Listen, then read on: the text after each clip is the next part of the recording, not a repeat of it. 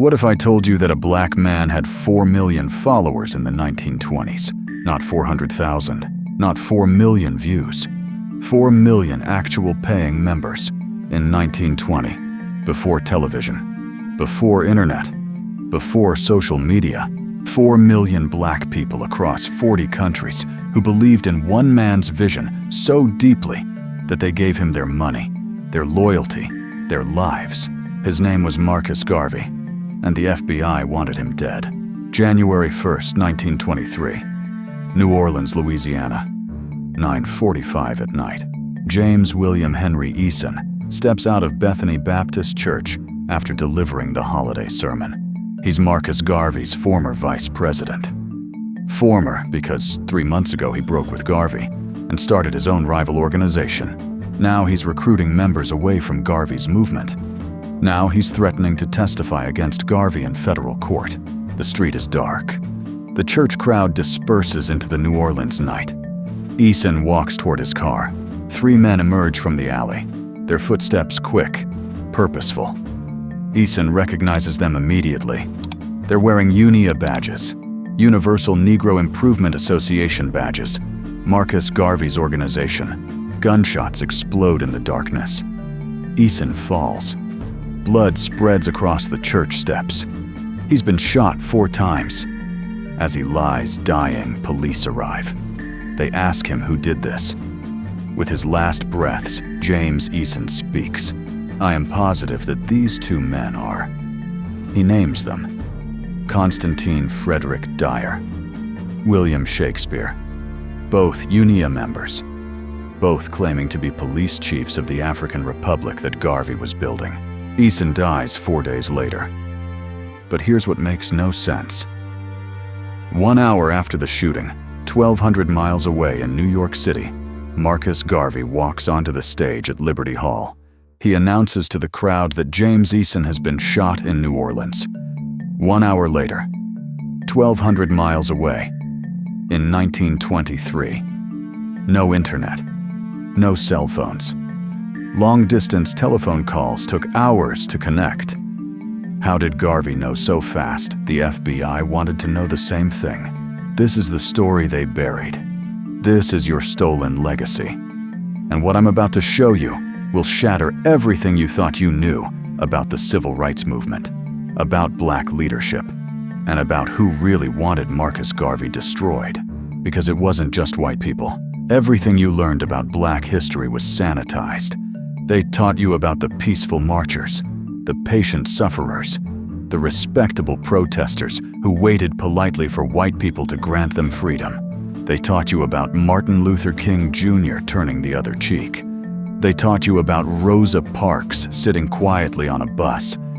But they never taught you about the black man who built an empire, who owned ships, who organized millions, who told black people to stop begging and start building. They never taught you about Marcus Garvey. This isn't ancient history. Marcus Garvey died in 1940, 84 years ago. Your grandparents were alive when he died. Your parents might remember their parents talking about Garvey. His children lived into the 1990s.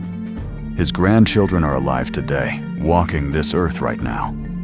This erasure happened in your lifetime. The conspiracy to destroy him, the lies they told about him, the way they wrote him out of history, that happened while your family was watching. After this video, you'll understand why FBI Director J. Edgar Hoover targeted Garvey for deportation before he ever committed a crime. You'll understand why W.E.B. Du Bois and other prominent black leaders launched a campaign called Garvey Must Go and helped the FBI destroy him. You'll understand why the largest black organization in history, 4 million members strong, was systematically dismantled through betrayal prosecution and assassination. And you'll understand why black economic independence terrifies the power structure more than any protest ever could. By the end of this video, you'll know why a mail fraud conviction was the legal lynching they used when they couldn't hang him from a tree. You'll know why successful black nationalism always ends in prison or exile or death. You'll know why they murdered his vice president and blamed it on him. You'll know why the Black Star Line, the first black-owned shipping company, was destroyed, while white businessmen committed worse fraud every single day and never saw a courtroom. And you'll never see the respectable civil rights narrative the same way again. Because what they don't want you to know is this: every time black people build wealth, every time black people organize for economic independence, every time black people stop begging and start building, the system destroys it. And often black elites help them do it. This isn't just history. This is why your family struggles today. This is why black neighborhoods have no businesses. This is why the wealth gap exists. This is why reparations are owed. Because they didn't just enslave your ancestors.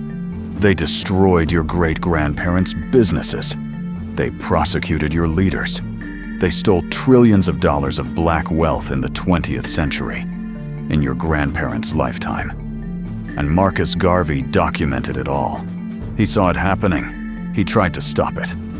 And they destroyed him for it. Your great-grandparents might have been UNIA members. They might have bought Black Star Line stock. They might have attended meetings at Liberty Hall. They might have believed in Africa for Africans. And when the FBI and the black elite destroyed Garvey's movement, they destroyed your family's inheritance too. The wealth you should have, the businesses that should have been passed down, the empire your ancestors were building. Gone, stolen, erased. This is your history. This affects your life today. And it's time you knew the truth. Let's begin. Marcus Mosiah Garvey Jr. was born August 17, 1887, in St. Ann's Bay, Jamaica. Born on an island that was still a British colony. Born to parents who had been enslaved just 52 years earlier. His father, Marcus Garvey, was a stonemason, a skilled craftsman. His mother, Sarah Jane Richards, worked as a domestic servant. They had 11 children. Only 2 survived to adulthood: Marcus and his sister Indiana. Think about that. 9 of his siblings died in childhood.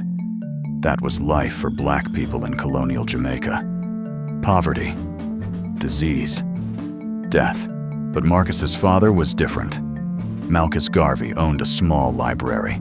Books on history, books on politics, books on revolution. He was self-educated, proud, defiant. He taught young Marcus to read. He taught him that black people were descendants of African kings. That slavery was theft, not destiny. That white supremacy was a lie that could be challenged. At 14 years old, Marcus left school. Not because he wasn't smart, because his family needed money. He became a printer's apprentice, learned the trade of typesetting, learned how to operate printing presses, learned how words on paper could change minds. By age 20, Marcus Garvey was a master printer and a journalist. He started writing for newspapers, covering labor issues, documenting the abuse of black workers in Jamaica.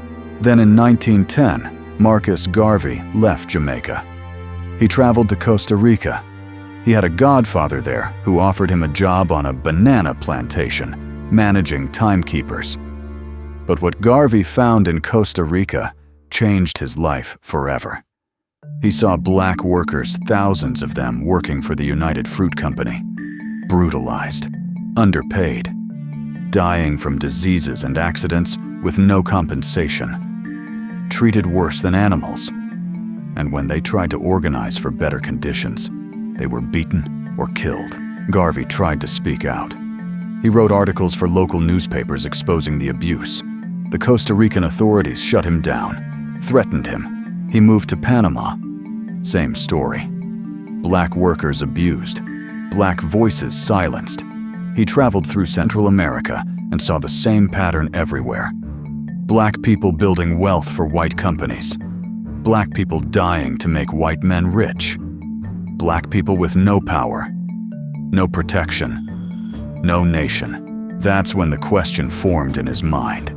The question that would define his entire life. Where is the black man's government? Where is his king and his kingdom? Where is his president, his country, his ambassador, his army, his navy, his men of big affairs. Garvey looked around the world and couldn't find them. And that's when he decided, I will help to make them. In 1912, Marcus Garvey arrived in London, England. He spent 2 years there, working odd jobs during the day, studying at night. He met African intellectuals, students from Nigeria, from Ghana, from South Africa, all of them dreaming of African independence, all of them fighting against colonialism. He attended lectures, read books on Pan-Africanism, learned about the great African empires that existed before colonization: Egypt, Ghana, Mali, Songhai. Empires that rivaled Rome, empires that white historians erased from textbooks.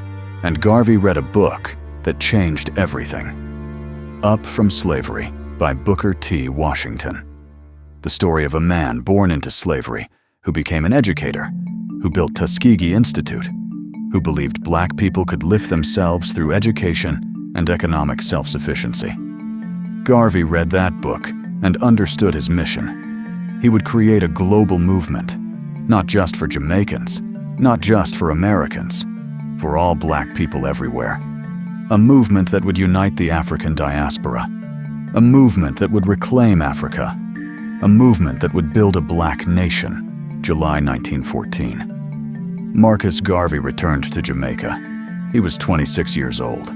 He had no money, no political connections, no powerful friends, but he had a vision. And on August 1st, 1914, on Emancipation Day, the anniversary of slavery's end in Jamaica, Marcus Garvey founded the Universal Negro Improvement Association, UNIA. The motto was simple: one God, one aim, one destiny. The mission was revolutionary: unite all black people worldwide, establish a government in Africa, create economic independence through black-owned businesses, restore pride in African heritage, build an empire. People laughed at him. They called him crazy, a dreamer, a fool. How could one man unite millions of black people scattered across continents? How could black people barely 50 years out of slavery build a nation? It was impossible. Marcus Garvey didn't care. He believed, and he started organizing. But Jamaica wasn't ready. The movement grew slowly, a few dozen members, maybe 100. The colonial authorities watched him suspiciously. Garvey realized he needed to go where the largest concentration of black people lived, where the new Negro movement was emerging, where black people were migrating from the South, bringing money and ambition and hunger for change. He needed to go to Harlem, March 1916. Marcus Garvey arrived in New York City. He stepped off the ship into a Harlem that was exploding with black culture, black business, black pride. The Harlem Renaissance was beginning. Jazz clubs, poetry, art, black newspapers, black intellectuals debating in barbershops and churches and street corners. This was the largest black community in America, and Marcus Garvey was about to set it on fire. He started speaking at street corners. His voice was powerful, commanding. He spoke with a Jamaican accent that made him sound exotic, educated, different. He spoke about Africa, about black kings and queens, about the theft of African wealth, about slavery as a crime, not a condition, about pride, not begging, about building, not waiting. And black people in Harlem stopped to listen. Within weeks, hundreds came to hear him speak. Within months, thousands. By May 1917, 1 year after arriving in New York, Marcus Garvey had established the first UNIA division in America, and the numbers exploded. 1 month later, 2 million members. 2 million. Black people across America joined UNIA.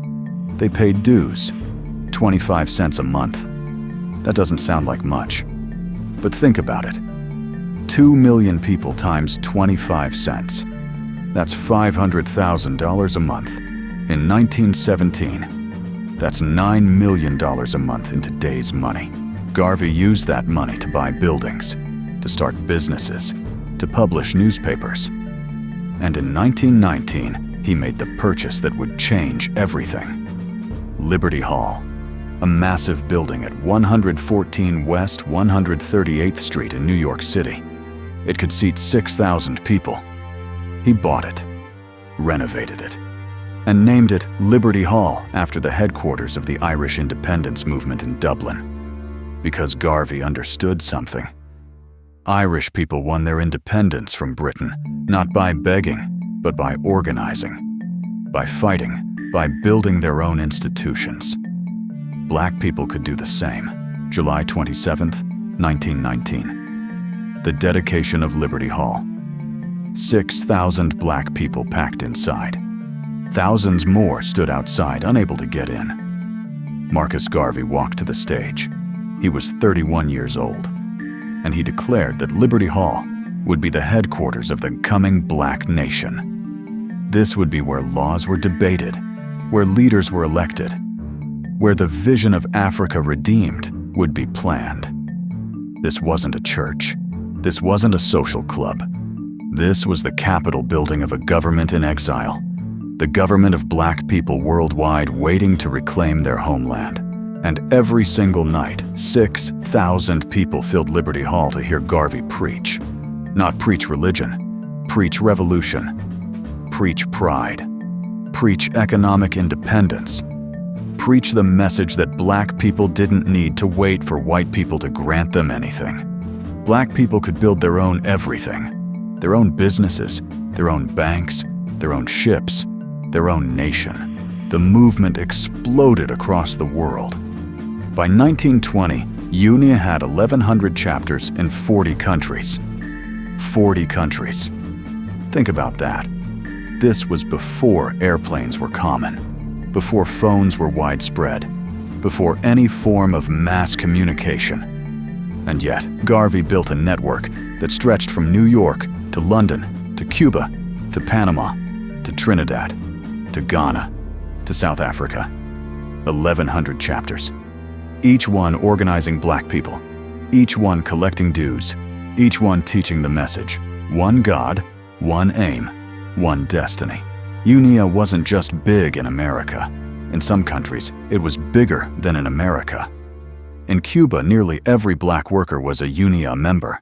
In Panama, UNIA organized dock workers and railroad workers. In Trinidad, the colonial government banned UNIA meetings because they feared revolution. In South Africa, UNIA inspired the African National Congress. In Ghana, UNIA members would later lead the independence movement. This was global. This was powerful. This was exactly what white supremacy feared most. Organized black people who refused to beg. And in 1920, Marcus Garvey called the first international convention of the Negro peoples of the world. The entire month of August 1920. 25,000 black people traveled to New York from across the globe. Delegations arrived from 25 African countries. Black people who had never met each other. Africans and African Americans and Afro-Caribbeans meeting face to face for the first time since slavery scattered them. They marched through Harlem, 50,000 people in that march. Men in military uniforms that Garvey designed. Women in white dresses. Children waving the red, black and green flag that Garvey created. Red for the blood, black for the people, green for the land. Madison Square Garden hosted some of the convention sessions because Liberty Hall couldn't hold everyone. At that convention, they drafted the Declaration of Rights of the Negro peoples of the world. 54 demands, protections for black people everywhere, equal treatment, end to colonialism, right to self-governance, right to African land. And at that convention, Marcus Garvey was elected, not appointed, elected. Provisional President of Africa, not president of a social club, president of the nation they were building, the Africa they would reclaim. White newspapers mocked him, called him a clown, a fraud, a charlatan. But 4 million black people believed, and they put their money where their belief was. But Marcus Garvey wasn't just building a movement. He was building an economy. Because Garvey understood something that terrified both white elites and black elites. Political power without economic power is just noise. You can march, you can protest, you can beg for laws. But if you don't control resources, if you don't own businesses, if you don't have independent wealth, you'll always be dependent on the very people oppressing you. Garvey didn't want to integrate into the white man's economy. He wanted to build a black economy. Self-sufficient, independent, powerful. That's why in 1918, he founded the Negro World newspaper. Published weekly. At its peak, 200,000 copies every week. Sections in English, Spanish, and French, so it could reach the entire black diaspora. The newspaper covered UNIA activities, yes, but it also published poetry by black writers, essays by black intellectuals, news about black achievements worldwide, stories about African history that white newspapers never told. It was propaganda, sure, but it was true propaganda. Propaganda that said, you are not inferior. You are descendants of greatness. You can build empires again. And the colonial powers knew how dangerous it was. The Negro world was banned. Banned in Jamaica. Banned in Trinidad. Banned in British Guyana. Banned in Belize. Banned in every British African colony. Banned in French African colonies. If you were caught with a copy in those places, you could be imprisoned. Well, because the British government and the French government understood that this newspaper was inspiring black people to demand independence, to reject colonialism, to fight back. And that threatened their empires. But the newspaper was just the beginning.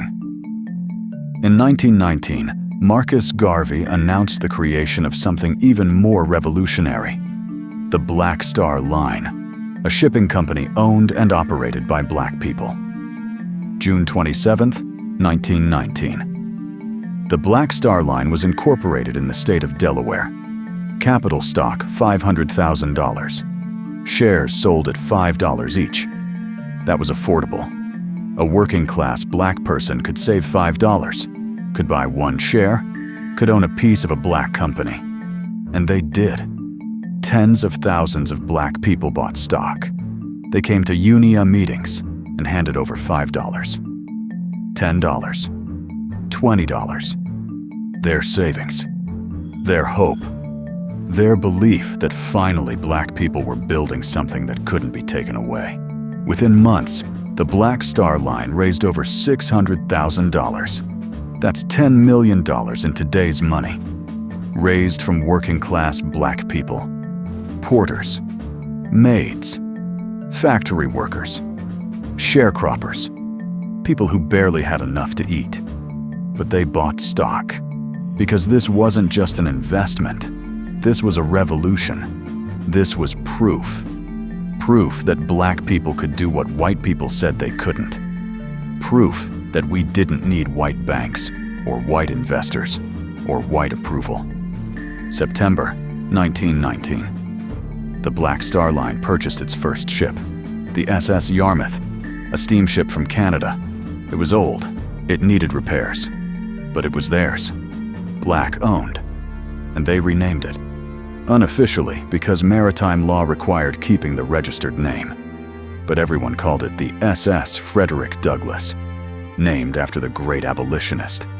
And for the first time in history, a ship with an all-black crew captained by a black man, Joshua Cockburn, sailed under the Black Star Line flag. November 1919. The maiden voyage. New York to Jamaica to Panama. Thousands of black people came to the pier to see it leave. They waved. They cried. Grown men stood on the dock with tears streaming down their faces because their entire lives they had been told they were inferior, incapable, too stupid to run businesses, too lazy to succeed. And here was proof. A ship. Their ship. Owned by black people. Operated by black people. sailing to connect the black diaspora. This was more than a business. This was liberation.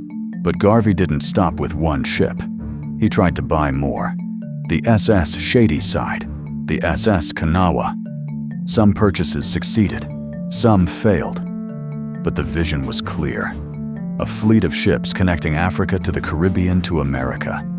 Black-controlled trade routes, economic independence. And in 1920, Garvey founded the Negro Factories Corporation. The goal was simple: create every business a community needs. UNIA opened grocery stores, so black people didn't have to shop at white stores that overcharged them.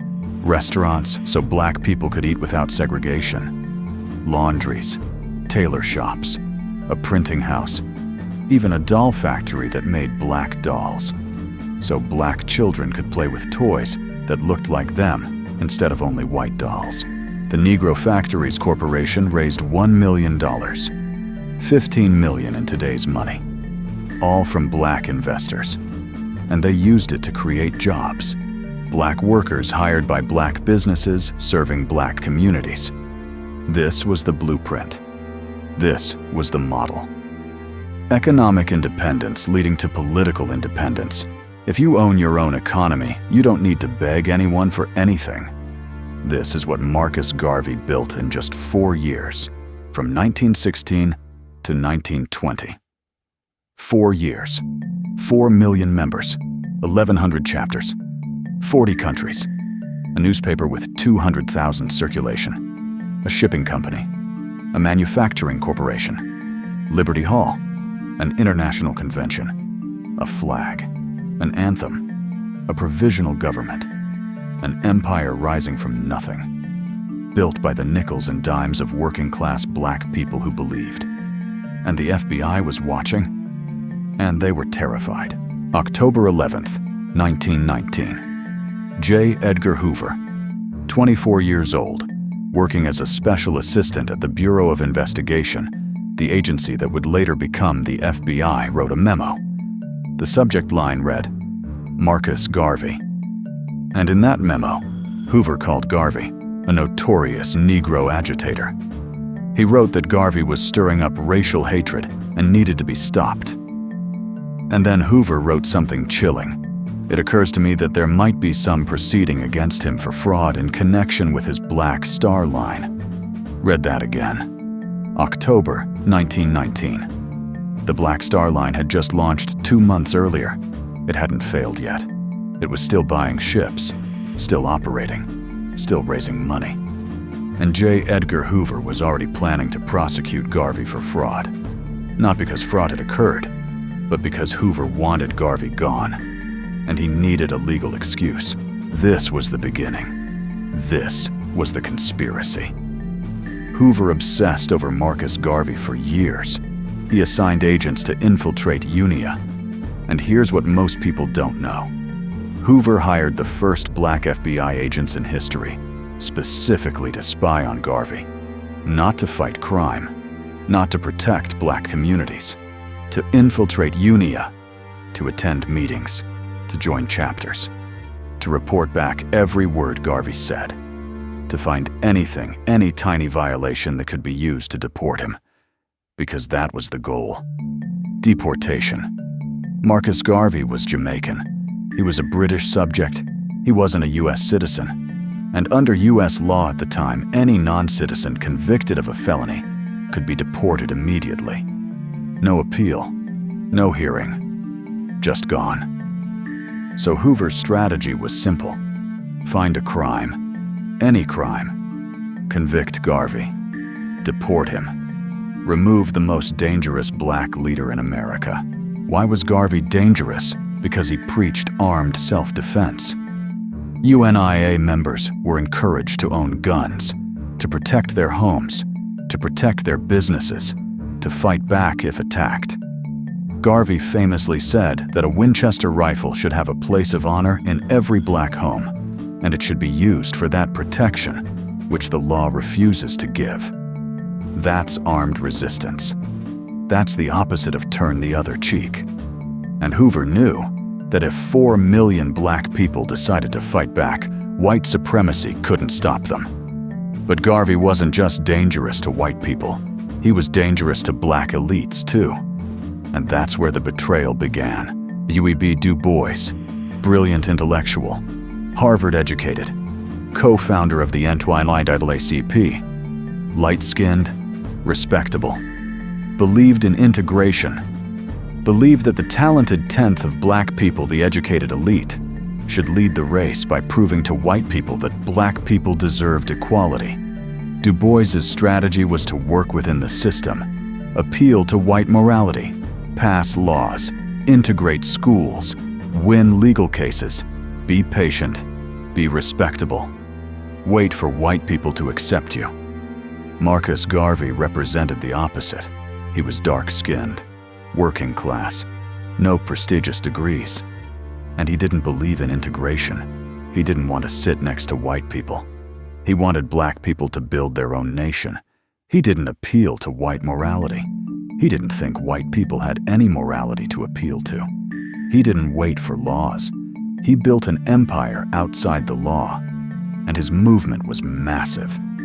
4 million members compared to the NAACP's 90,000. Garvey's movement was 44 times larger, and it threatened Du Bois's leadership, so Du Bois attacked. In the Crisis magazine, the NAACP's publication Du Bois wrote over 25 articles criticizing Garvey between 1920 and 1923. He called Garvey the most dangerous enemy of the Negro race. Not white supremacists, not the KKK, not lynchers.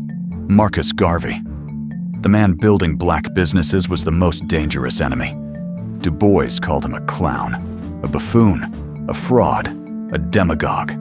He attacked Garvey's dark skin, his lack of formal education, his Jamaican accent, his flamboyant style. And it got worse. In June 1922, Marcus Garvey did something that black elites never forgave. He met with the Ku Klux Klan. Specifically, he met with Edward Young Clark, the imperial wizard of the KKK in Atlanta, Georgia. Why Garvey's logic was simple. The KKK wants black people out of America. I want black people to return to Africa. We both want separation. So let's work together to achieve it. Garvey thought he was being strategic. He thought he could use the KKK's influence to pressure the U.S. government to support black repatriation to Africa. But black America exploded in outrage. How dare he meet with lynchers? How dare he shake hands with the men who burned crosses and murdered black people? Garvey was called a traitor, a race sellout, working with the enemy, and Du Bois used this to destroy him. The NAACP launched a national campaign against Garvey. Editorials, speeches, letters to government officials. They painted Garvey as a dangerous extremist who sided with white supremacists against his own people. And in January 1922, 8 prominent black leaders signed a letter. They called it the Committee of 8. The names on that letter included W.E.B., Du Bois, A. Philip Randolph Chandler, Owen Robert Bagnall, and William Pickens. All respected black leaders, all integration-minded, all terrified of Garvey's separatist vision. They sent the letter to United States Attorney General Harry Daugherty, and the letter said this: Marcus Garvey is a fraud. He's using the mail to defraud black investors. He's inciting violence. He's working with the KKK. He's dangerous, and he must be prosecuted. The letter was titled, Garvey Must Go. And it wasn't just criticism, it was cooperation. These black leaders provided evidence to the FBI. They testified against Garvey. They helped build the case. Because to them, Garvey wasn't a hero. He was competition. He threatened their funding, their influence, their strategy of slow integration. And if destroying Garvey meant working with the same government that allowed lynching, so be it. Think about that. Black leaders helping the FBI destroy the largest black organization in history. Because they feared black economic independence more than they feared white supremacy. But inside, UNIA trouble was brewing too. Garvey demanded absolute loyalty. If anyone questioned his decisions, they were expelled. If anyone challenged his authority, they were removed. By 1922, some of Garvey's closest allies started to break away. They said he was too autocratic, too controlling, too willing to make enemies, too proud to admit mistakes. And in July 1922, Marcus Garvey made a decision that split UNIA apart. He asked his entire executive council to resign, all of them. He wanted to restructure, to bring in new blood, to consolidate power. Most resigned quietly. But one man refused. James William Henry Eason, the Assistant President General of UNIA, the second most powerful man in the organization. Eason said no. He wouldn't resign. He wanted explanations. He wanted accountability. And Garvey fired him, September 1922. James Eason left UNIA and formed a rival organization, the Universal Negro Alliance. He started recruiting UNIA members. He criticized Garvey publicly. He said Garvey was mismanaging money, that the Black Star Line was failing, that Garvey was a dictator. And worst of all, for Garvey, Eason contacted the FBI. He said he would testify against Garvey in the mail fraud case that was being built. He would be the star witness. This was a crisis. Eason knew everything. He had been Garvey's right-hand man. He knew the finances. He knew the failures. He knew every mistake Garvey made. And if Eason testified, Garvey would be convicted. The movement would collapse. And then James Eason was assassinated, January 1st, 1923. New Orleans, Louisiana. Eason had traveled there to recruit for his new organization. He spoke at Bethany Baptist Church, a holiday sermon. The crowd loved him. After the service around 9:45 at night, Eason walked to his car. Witnesses later said 3 men followed him. The street was dark. Suddenly gunfire. 4 shots. Eason fell. Police arrived within minutes. Eason was conscious, bleeding, dying, and he told them who shot him. He said, "I am positive that these 2 men are Constantine Frederick Dyer and William Shakespeare." Both men were UNIA members in New Orleans. Both held titles in UNIA's African Legion, the paramilitary wing of the organization. Dyer claimed to be chief of police of the African Republic. Shakespeare claimed to be chief of the fire department. They wore badges, they carried guns, and they had recently arrived in New Orleans from New York. But there was a third man, Esau Ramos. He was wanted for theft in New York, and witnesses said he had come to New Orleans a week earlier, carrying a letter of introduction signed by Marcus Garvey. The letter recommended Ramos to the New Orleans UNIA chapter and mentioned organizing a police and Secret Service department. When police searched Ramos, they found notes about Eason's schedule, where he was staying, where he would be speaking, when he would be alone. James Eason died 4 days later on January 5th, 1923. And the FBI had what they wanted, a murder connected to Marcus Garvey. Proof they claimed that Garvey ran a violent organization. Proof that he would kill anyone who opposed him. And the timing was perfect, because Garvey's mail fraud trial was about to begin. Did Garvey order the hit? He denied it. He claimed Eason was killed over a woman, a dispute unrelated to UNIA. He raised money for the legal defense of the accused killers. He spoke at rallies defending them. But that only made him look more guilty. Why would you defend your rival's murderers unless you ordered the murder? The FBI believed Garvey did it. J. Edgar Hoover wrote memos saying Eason was killed to prevent his testimony. Newspapers ran headlines about Garvey's murder squad. The NAACP called Garvey a gangster, and black public opinion turned. Some UNIA members left. Donations decreased. The movement that seemed unstoppable suddenly looked dangerous. And that's when they moved in for the kill. The legal kill, February 1922. Before Eason's assassination, before the trial. Marcus Garvey and 3 officers of the Black Star Line were indicted by a federal grand jury. The charge was mail fraud, specifically using the United States mail to defraud investors by selling stock in a company they knew was insolvent. The evidence was thin. The Black Star Line had financial problems, yes. The ships were old and needed constant repairs. Management was inexperienced because white shipyards refused to train black workers. The company lost money, but losing money isn't fraud. Fraud requires intent to deceive. Fraud requires knowing lies. And what was the proof of fraud? 1 piece of mail. 1 promotional brochure sent to potential investors. The brochure included an image of a ship, a beautiful ship, the SS Phyllis Wheatley. The text said the Black Star Line would soon purchase this ship, but they never did. The deal fell through. So the prosecution argued that Garvey sent mail with a picture of a ship he knew he wouldn't buy. That's fraud. Think about that.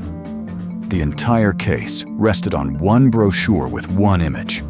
Meanwhile, white businessmen sent brochures with exaggerated claims every single day. They promoted products that didn't exist yet. They showed pictures of buildings that weren't built. They promised returns they couldn't guarantee, and none of them were prosecuted. But Marcus Garvey, the dangerous Negro agitator, was indicted. The trial began in May 1923. It lasted 34 days, and Marcus Garvey made a fatal mistake. He fired his lawyers. He represented himself.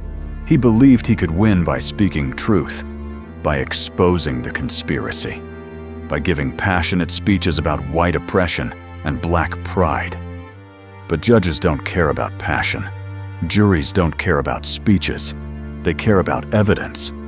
And Garvey didn't defend himself properly. The judge was white. The jury was all white. 12 white men deciding the fate of the most prominent black nationalist in America. The prosecutor focused relentlessly on that 1 brochure, 1 image, 1 ship. Did you send this? Yes. Did you buy the ship? No. That's fraud. Case closed. 4 defendants were on trial: Marcus Garvey and 3 other Black Star Line officers. At the end of the trial, 3 were acquitted.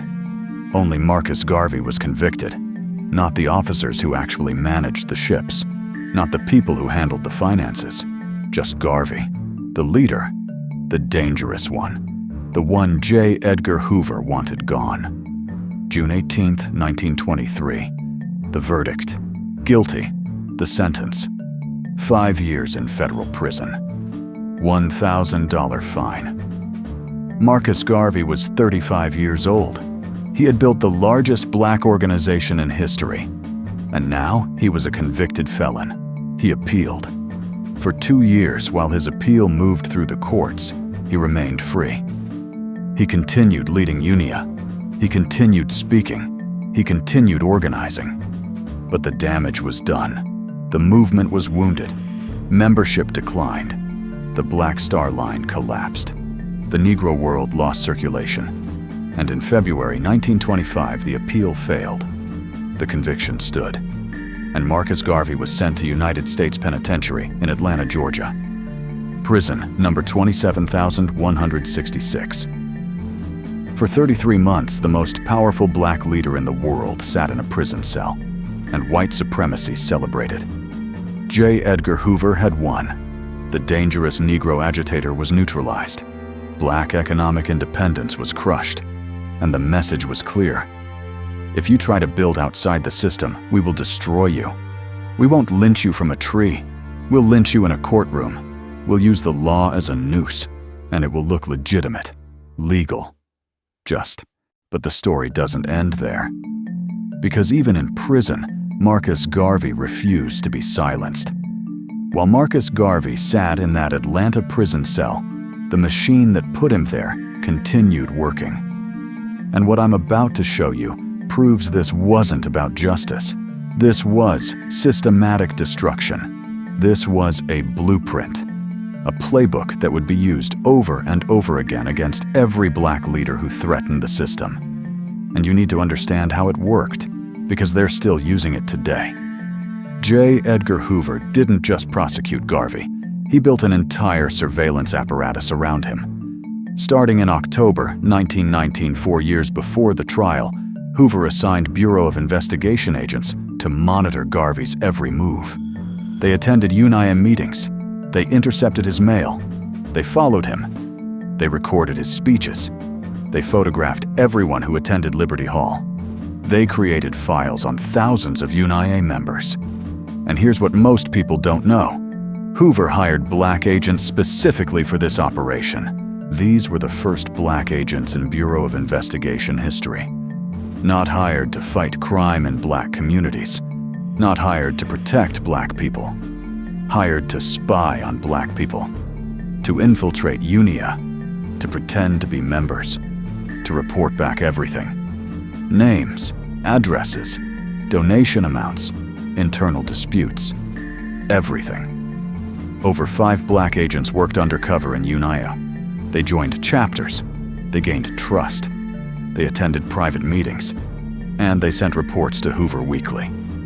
More than 100 Bureau of Investigation reports were written about Marcus Garvey between 1919 and 1923.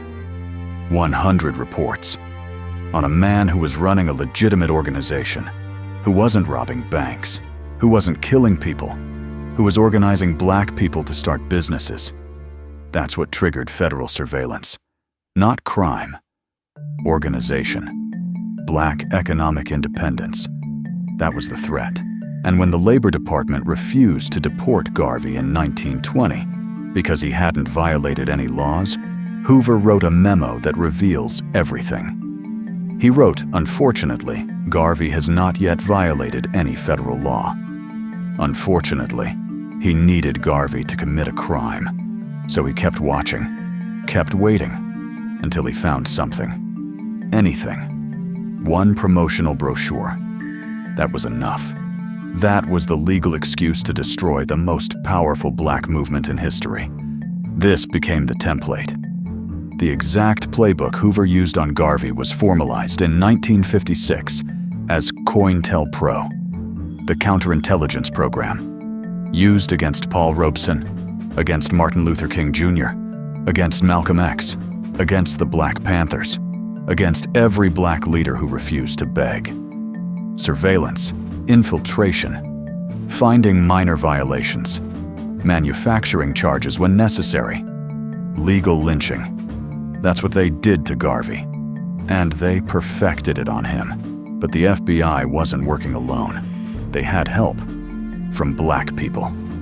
Let's talk about the Committee of 8, the Garvey Must Go campaign, January 1922. 8 prominent black leaders signed a letter to the U.S. Attorney General demanding Garvey's prosecution. W.E.B. Du Bois, A. Philip Randolph, Chandler Owen, Robert Bagnall, William Pickens, Harry Pace, John Nail, Julia Coleman. All of them educated, successful, light-skinned except Randolph.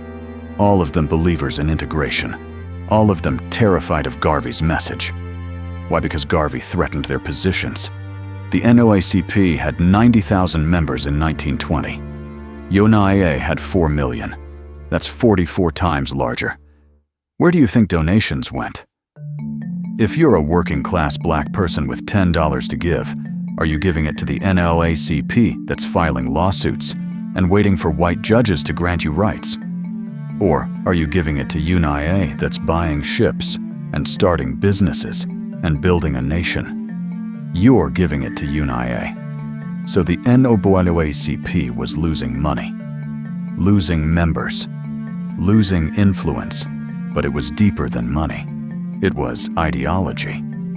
Du Bois believed in the talented 10th, the idea that the top 10% of black people, the educated elite, should lead the race by proving to white people that black people are intelligent and capable and deserving of equality. That strategy requires white approval. It requires integration. It requires patience. It requires respectability. Garvey rejected all of it. He said the masses matter more than the elite. He said dark-skinned, working-class black people are the backbone of the race, not light-skinned Harvard graduates. He said we don't need white approval. We need black power. We don't need integration. We need separation and independence. And he said it loudly, publicly, in ways that made Du Bois look weak. So Du Bois attacked. In the Crisis magazine, Du Bois published article after article calling Garvey a fraud, a clown, a charlatan, the most dangerous enemy of the Negro race. Not the KKK, not lynchers, not segregationists, Marcus Garvey. The man building black businesses was the enemy. And then Du Bois did worse. He provided evidence to the FBI. He testified about UNIA's finances. He told federal prosecutors where to look for irregularities. He helped them build the case. Think about what that means. A black man helping the federal government prosecute another black man for the crime of organizing black people. That's not political disagreement. That's betrayal. That's collaboration. And it worked. The Committee of Eight's letter gave the FBI credibility. It let them say, we're not targeting Garvey because he's black. Black leaders want him prosecuted too. See, even his own people know he's a fraud.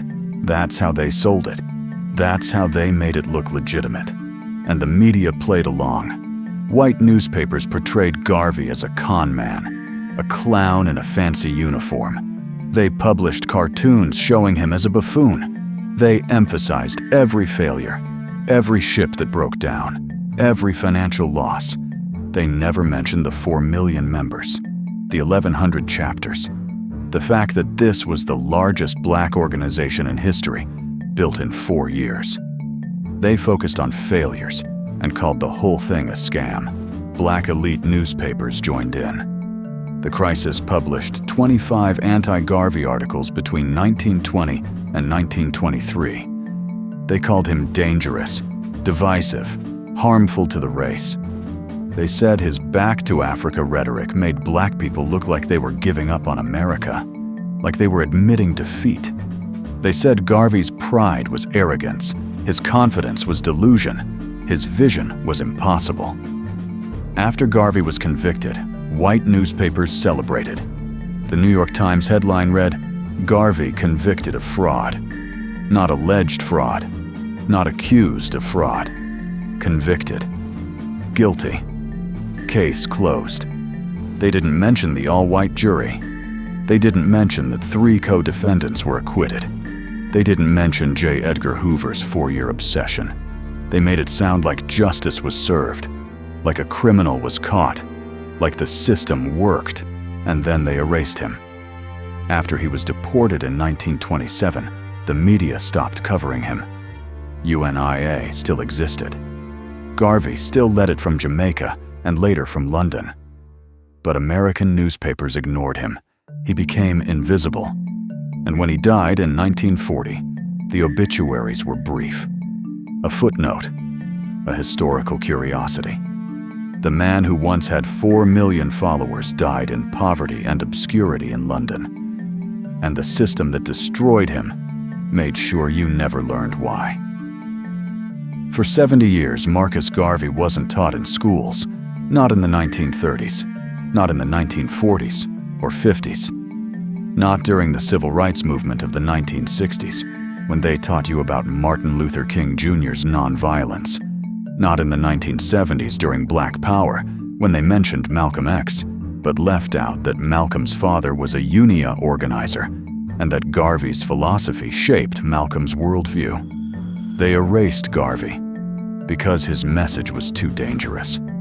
Armed self-defense, economic independence, black nationalism. Separation, not integration. Building, not begging. That message couldn't be allowed in textbooks, so they buried it. It wasn't until the 1990s that some schools started teaching about Garvey. And even then, he was presented as controversial, problematic, a complicated figure. They never said he built the largest black organization in history. They said he met with the KKK and left it at that.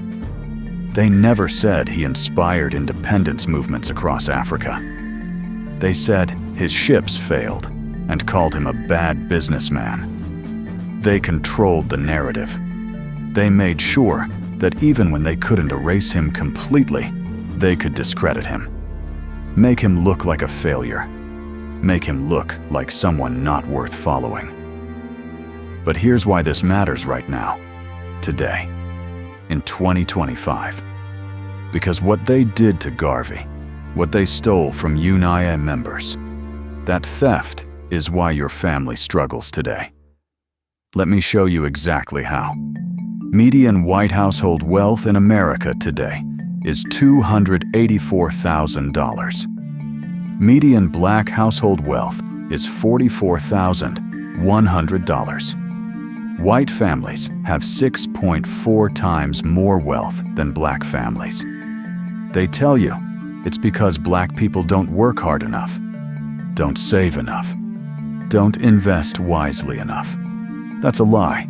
It's because they stole it. And I can prove it with Marcus Garvey's story. UNIA raised $10 million between 1919 and 1923. That's $150 million in today's money, raised from working-class black people. That money was invested in ships, in factories, in businesses, in newspapers, in buildings. If those investments had been allowed to grow, if the Black Star Line hadn't been prosecuted into bankruptcy, if UNIA businesses hadn't been destroyed, that $10 million would be worth over $500 million today. Maybe more. That wealth would have been passed down to children, to grandchildren, to you. But they destroyed it. They prosecuted Garvey. They shut down the businesses. They confiscated assets. They made the stock worthless. Families who invested their life savings lost everything. And here's the part that should make you angry. After Garvey was deported after UNIA collapsed, white investors bought the Black Star Line assets for pennies on the dollar. They took the ships, the equipment, the property. They profited from the destruction. They stole the wealth that black people built. And your family never recovered. Think about your great-grandparents. If they were UNIA members, if they bought $5 shares of Black Star Line stock, that investment should have grown, should have been passed down. You should have inherited it. But you didn't, because it was stolen under the cover of law. Legal theft. And this wasn't unique to Garvey. This was the pattern everywhere. 1921, Tulsa, Oklahoma, Greenwood District, Black Wall Street, the wealthiest black community in America. 35 city blocks of black-owned businesses, 1,500 homes, 300 black people murdered by a white mob. Every building burned. And after the massacre, the city changed the fire codes, required brick construction, but refused to give black people loans for brick construction, created zoning laws that prevented rebuilding, destroyed property records so families couldn't prove ownership. Insurance companies denied every claim. $1.8 million in claims denied. $32 million in today's money. Legal theft. 1923, Rosewood, Florida. Entire black town. Over 150 residents. Successful. Prosperous. A white mob from neighboring towns attacked over 6 days. At least 6 black people confirmed murdered. Possibly hundreds. Every building burned. Every resident fled. The town was erased from the map. And Florida didn't teach it in schools for 70 years. Didn't acknowledge it. Didn't compensate survivors. Legal erasure. This happened over and over. Wilmington, North Carolina in 1898. Elaine, Arkansas in 1919. Springfield, Illinois in 1908. Ocoee, Florida in 1920. Every time black people built wealth, the system destroyed it. Mobs burned it. Police allowed it. Courts refused to prosecute. Insurance refused to pay. And the government changed laws to prevent rebuilding. This was policy. Federal policy. State policy. local policy, systematic destruction of black wealth. And it continues today, just with different names. They call it gentrification now instead of urban renewal. They call it policing instead of slave catching. They call it economic development instead of land theft. But it's the same pattern. Black neighborhoods improving, property values rising, black people starting to build equity. And suddenly, investors move in. Property taxes increase. Longtime residents can't afford to stay. Black businesses close. White developers buy cheap, resell expensive, and black people are displaced. Again. This is why reparations aren't radical. They're owed. They're debt. When Marcus Garvey's movement was destroyed, $10 million of black wealth was stolen. When Tulsa was burned, hundreds of millions were stolen. When Rosewood was destroyed, millions were stolen. Add it all up across every massacre, every destroyed black community, every prosecution of black businesses, every discriminatory policy, and the number is over $100 trillion. 100 trillion. That's not exaggeration. That's calculation. That's compound interest on stolen wealth over 150 years. Germany pays Holocaust reparations 80 years later. America paid Japanese Americans for internment camps 45 years later. But black Americans, we're told it was too long ago. We're told slavery ended, move on. But this isn't just about slavery. Marcus Garvey was prosecuted 101 years ago. Your grandparents were alive. Tulsa was burned 103 years ago. Redlining ended in 1968. 57 years ago. Your parents were alive. This isn't ancient history. The theft is ongoing. The debt is owed. And we will collect. Now pause right here because I need you to do something. If you've made it this far, you're awake now. You see the pattern. You understand the theft. And you have a choice. You can close this video and forget. Go back to sleep. Or you can act. Comment UNIA below if you never learned about the 4 million member organization Garvey built. Comment Hoover if you didn't know the FBI targeted him before he committed any crime. Comment betrayal if the Committee of 8 shocked you. Your comment tells YouTube this matters. It tells me you're awake. And it spreads this truth to more people. Hit that like button. Not for me. For your ancestors who invested in Black Star Line. For your great-grandparents who believed in Garvey's vision. For the 4 million UNIA members who were erased from history. Your like is their vindication. And share this video. Right now. 3 places. Your family group chat. Your church group. Your social media. Because they won't teach this in schools. You have to be the teacher. Don't scroll past. Act now. This is your inheritance. Claim it. Now let me show you why they still fear Garvey's vision. Because it didn't die. It lives. In ways that terrify the system. FBI surveillance didn't end with Garvey. COINTELPRO ran from 1956 to 1971 officially. But the tactics continue. Black Lives Matter activists have been surveilled by the Department of Homeland Security. Their phones tapped, their social media monitored, infiltrators planted in organizations. Why? Because they're organizing. Because they're demanding justice. Because they're connecting the dots between police brutality and systemic racism. Same reason they surveilled Garvey. Same tactics, different era. Legal persecution continues too. How many black activists have been charged with conspiracy with fraud, with resisting arrest on charges that would never stick to white activists? How many have been held on excessive bail? How many have lost jobs, lost custody of children, lost their freedom over minor charges blown into felonies? They can't lynch you from a tree anymore. So they lynch you in courtrooms. They give you a record, make you unemployable, take away your right to vote in some states, destroy your life legally, and call it justice. And black elite betrayal continues.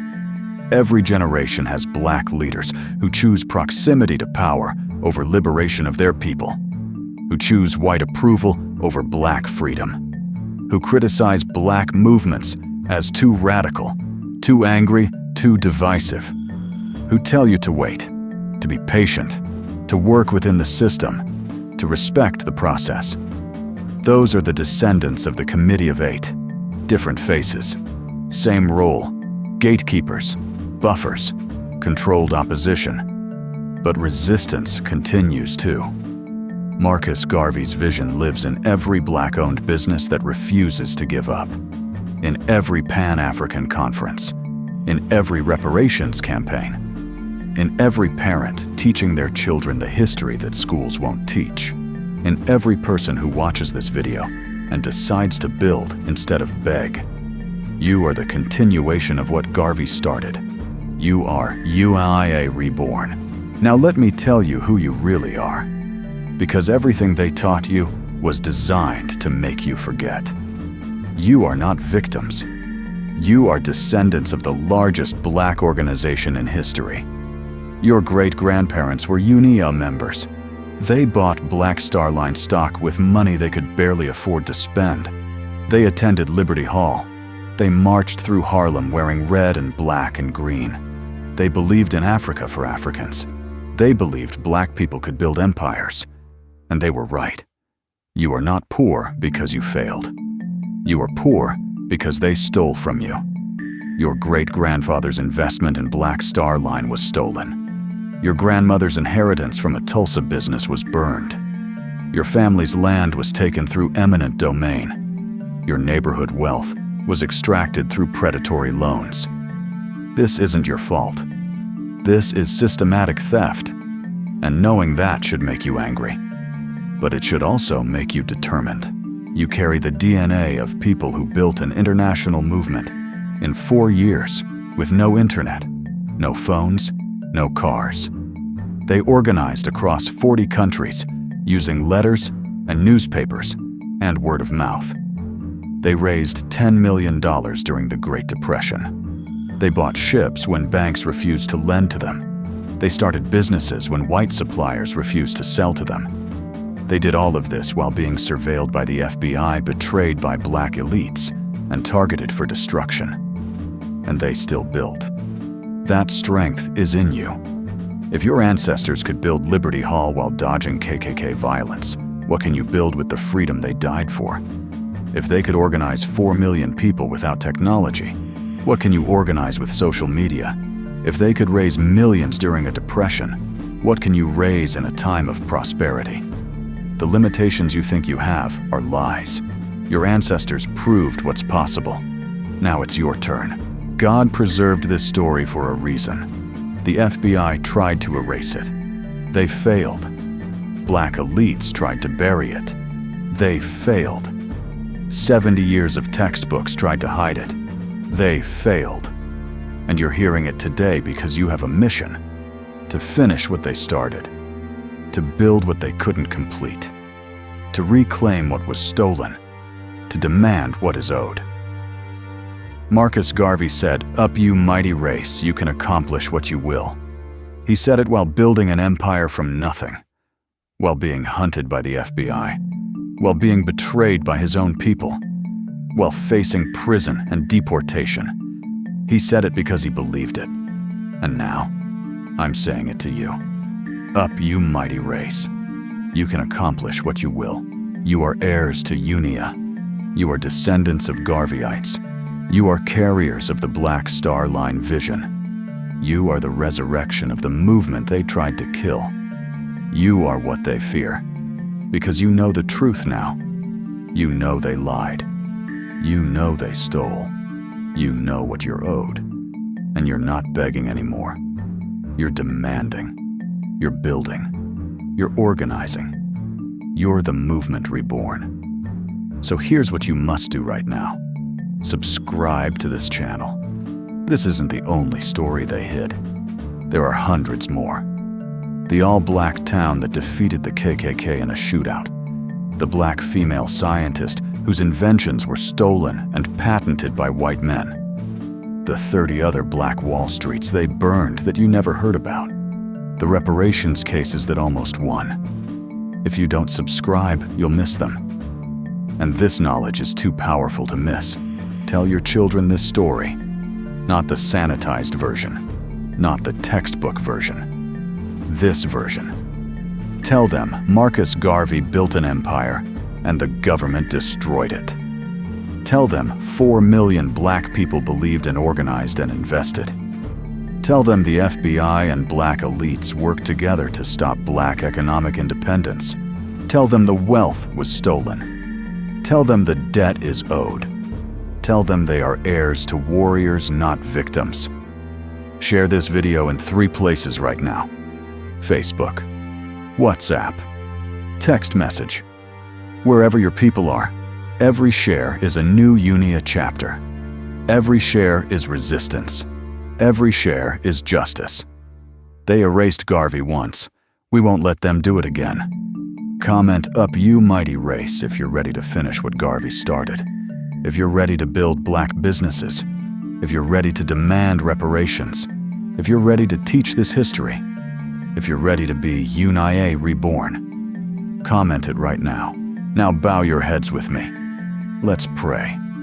Father God, we come before you with hearts full of fire and purpose. We thank you for preserving the story of Marcus Mosiah Garvey. Thank you that 101 years after they imprisoned him, 84 years after he died in exile, his vision still lives. Thank you that the truth cannot stay buried forever. We thank you for the 4 million UNIA members who believed when everyone said it was impossible. Thank you for the families who invested their last $5 in Black Star Line stock. Thank you for the ancestors who stood at Liberty Hall and dreamed of Africa redeemed. Thank you that their faith wasn't in vain. Thank you that we stand here today because they believed. Lord, we pray for justice for Marcus Garvey. We pray that his name would be restored, that his achievements would be taught in every school, that children would learn he built the largest Black organization in history, that his vision would ignite a new generation, that his legacy would inspire millions more. We pray for reparations, for the $10 million they stole from UNIA, for the businesses they destroyed, for the movement they shattered, for the ships they confiscated, for the wealth we should have inherited. We declare the debt is owed, and we will collect. This is not revenge. This is justice. This is what is owed to us, and you are a God of justice. We pray for exposure. Expose J. Edgar Hoover's conspiracy. Expose the Committee of Eight's betrayal. Expose the FBI surveillance. Expose the legal lynching. Expose every lie they told. Let the truth come to light. Let the whole world see what they did. Let them be held accountable. We pray for your people watching this right now. Give them Garvey's spirit. Bold, uncompromising, visionary. Make them builders. Make them organizers. Make them truth tellers. Strengthen those who start Black businesses. Protect those who organize Black communities. Vindicate those who demand Black liberation. Give us courage to complete what Garvey started. Give us wisdom to avoid the mistakes he made. Give us unity to resist the divisions they create. And we pray for divine justice. For every agent who infiltrated UNIA. For every Black leader who betrayed the movement. For every judge who participated in the legal lynching. For every newspaper that lied. For every system that stole. Let your justice fall. Let righteousness roll down like waters. Let the truth set us free. In Jesus' name and in the spirit of Marcus Garvey's mighty vision, amen. Marcus Garvey said, "A people without the knowledge of their past history, origin, and culture is like a tree without roots. They tried to cut your roots. They tried to make you forget. They tried to convince you that your ancestors were helpless victims who waited for white people to free them. That's a lie.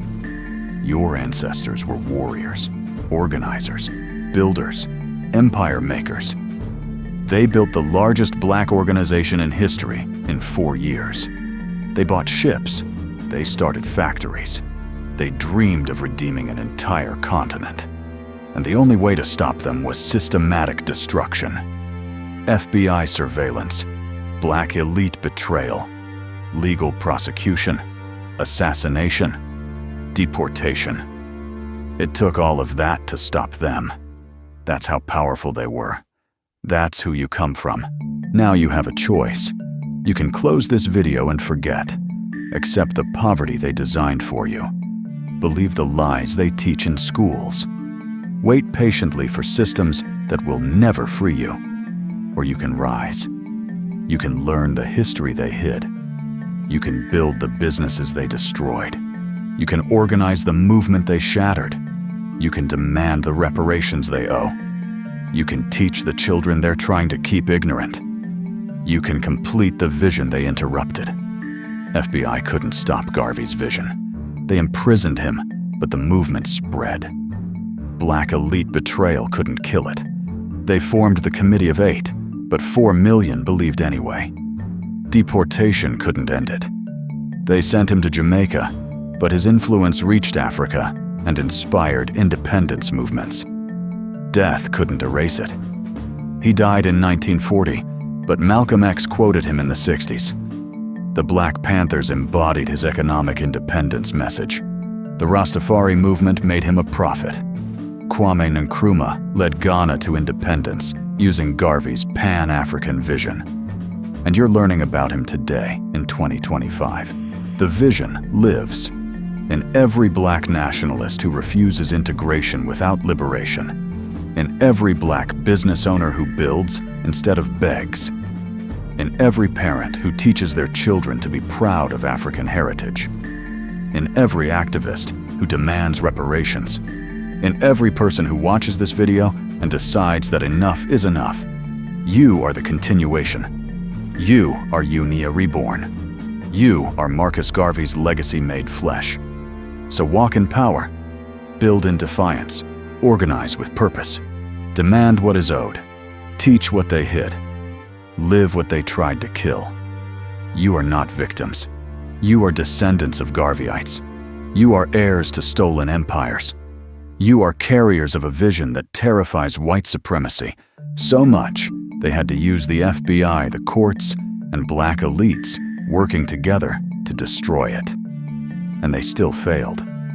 Because you're here. You know. And you're not going back to sleep. Up, you mighty race. You can accomplish what you will. They said Marcus Garvey was crazy. They said black people couldn't organize millions. They said a shipping company was impossible.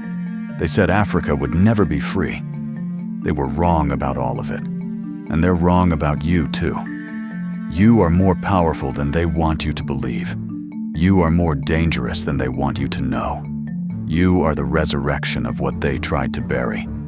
Until next time, build wealth, demand reparations, remember the theft, and teach the children. Walk in truth. Demand justice. You are free.